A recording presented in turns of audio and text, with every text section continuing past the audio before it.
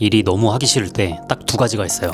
불안함에 의한 도파민, 이거 해봤자 어차피 안 될 것 같은데. 그리고 그냥 도파민. 출근할 때 엘리베이터 기다리다가 그냥 무심코 쇼츠나 릴스를 틉니다. 근데 그거를 사무실 들어와서 계속 봐요. 한두 시간 그냥 삭제가 되죠. 그러니까 자기 전에는 말할 것도 없고 어느 순간부터 이게 원해서 하는 게 아니라 그냥 습관처럼 계속 그러고 있더라고요. 돌아보면 내 자신이 싫어지기도 하고 안 해야지 라고 늘 다짐을 하는데 우리는 늘 해야 될 일들이 정말 많습니다. 특히 프리랜서는 더 그럴 것 같은데 내가 나를 통제를 해야 되니까 뭐 상품 등록, 소싱, 마케팅, 재고 정리 아니면 상세 페이지 제작. 근데 이상하죠? 할 게 이렇게 많은데 아무것도 안 할 때가 있어요. 아니 그냥 못 하겠는 거예요. 멍하게 있고. 그리고 또 시작도 못 했네. 내 자신을 자책하고 이런 패턴이 반복이 됩니다. 왜 계속 우리는 딴짓에 빠질까요? 저만 그런 거일 수도 있는데 뭔가 의지력의 문제는 아닌 것 같았어요. 그냥 뇌가 막연함이라는 위협으로부터 벗어나기 위해서 가장 안전하고 빠른 대피소인 도파민으로 도망을 치는 거라고 생각을 합니다. 오늘은 조금 간단하게 늘 왜 실행을 못했는지, 그리고 국내에서 가장 도파민에 취약했던 제가 어떻게 완벽하진 않지만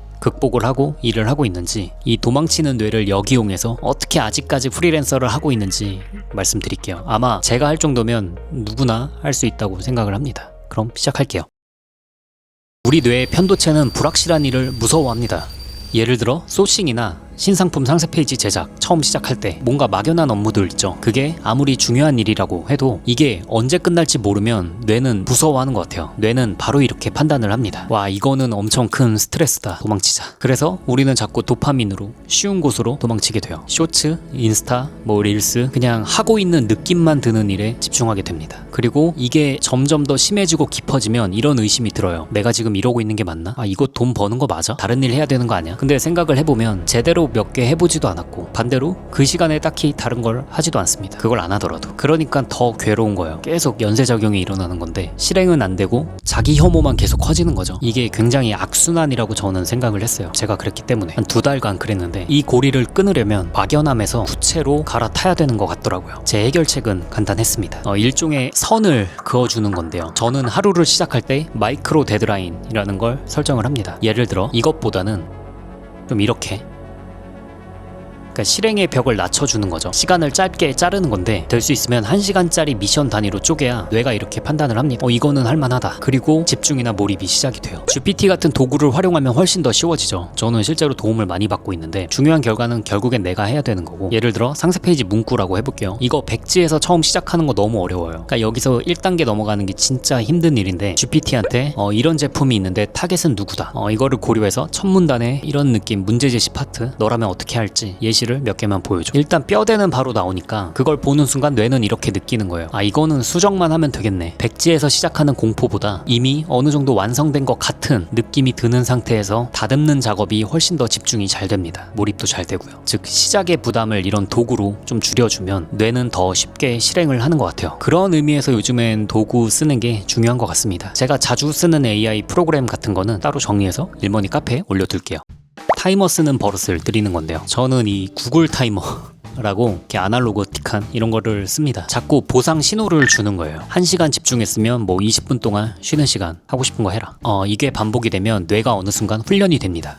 집중하면 안전하게 쉴 수 있구나. 이 기억을 반복시키면 뇌 업무 자체를 어떤 위협이 아닌 해도 괜찮은 일로 점점 인식을 하게 되는 거죠. 이것도 훈련인 것 같아요. 습관이라고 할 수도 있고. 그리고 여기에 하나 더 팁을 드리면 본인의 골든타임을 아는 것도 정말 중요하다고 생각을 해요. 하루 중에 가장 집중이 잘 되는 시간이 언제인지 파악을 하는 거죠. 저는 개인적으로 오전 10시에서 오후 1시까지 이때는 굉장히 집중도 잘하고 몰입이 잘 되는 시간대더라고요. 이 시간대가. 그래서 이 시간에는 중요한 결정을 내리는 업무들, 예를 들면 마케팅 플랜을 짠다든지 협업 검토를 한다든지 소싱 방향성을 결정한다든지 고민을 하고 판단을 해야 될 업무들은 다 이쪽에 몰아넣습니다. 근데 이거는 사람마다 달라요. 예전에 직장을 다닐 때는 오히려 퇴근 후인 저녁 8시부터 11시까지 이때가 가장 집중이 잘 됐던 것 같아요. 그때 스터디 카페 가서 상품 등록하고 그랬는데 여러분도 하루만 스스로를 좀 관찰을 해보세요. 내가 언제 집중이 잘 되는지. 저는 이것도 제대로 못해서 노션으로 이렇게 1시간 단위로 적어가면서 했는데 이거는 아마 다 파악을 하실 수 있을 것 같아요. 언제 집중이 잘 되고 언제 멍해지는지, 내가 쇼츠를 언제 많이 보는지, 이것만 알게 되면 중요한 일을 어떤 타이밍에 배치해야 되는지 알 수가 있습니다. 그러니까 같은 에너지를 두고 타이밍만 바꿨을 뿐인데 퍼포먼스가 한 2배가 향상이 되는 거예요. 실제 이런 다큐멘터리에서도 우리 뇌는 작고 확실한 구조만 있어도 도망치는 뇌에서 실행하는 뇌 대로 변할 수 있다고 해요. 그러니까 걱정이 많고 불안하다는 건 여러분 안에 에너지가 그만큼 크다는 증거일 수도 있습니다.